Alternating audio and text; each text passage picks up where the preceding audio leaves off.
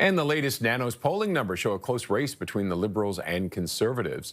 The Liberals are still in the lead at 43%, 4 points only, though, ahead of the Conservatives, who have a little under 39% support. The NDP is at 8%.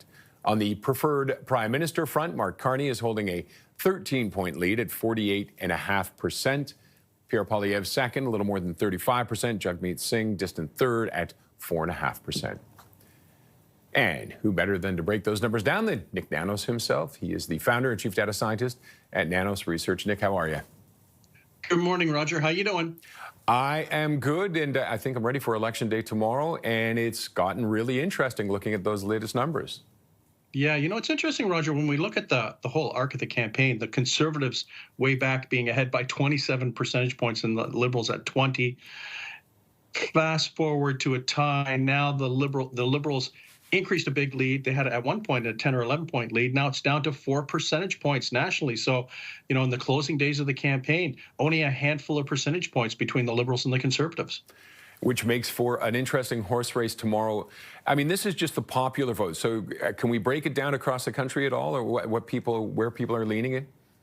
Yeah, there's a big east-west divide, Roger. In Atlantic Canada and Quebec, the Liberals are poised to do quite well in both of those provinces. In Battleground Ontario, the Liberals have an advantage.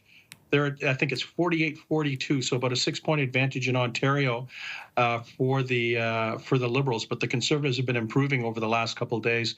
The prairies remain rock solid for the Conservatives as kind of the conservative heartland, and BC is really a horse race. It's like within 1/10 of 1 percentage point in the Nanos CTV News Global Mail tracking. So BC could maybe be keeping us up a little later tonight as we figure out what the shape of the next government looks like. All right, and also, of course, the next Prime Minister in the preferred PM polling, that's stayed fairly stable, hasn't it, those numbers? Yeah, there's been an advantage for Mark Carney throughout the campaign, and maybe this is one of the key things that we've learned through this campaign. The Conservatives are doing exceptionally well. When they're at 39%, that's usually enough to win a majority government. And for the Conservatives, it's the message that's really resonating much more than the leader.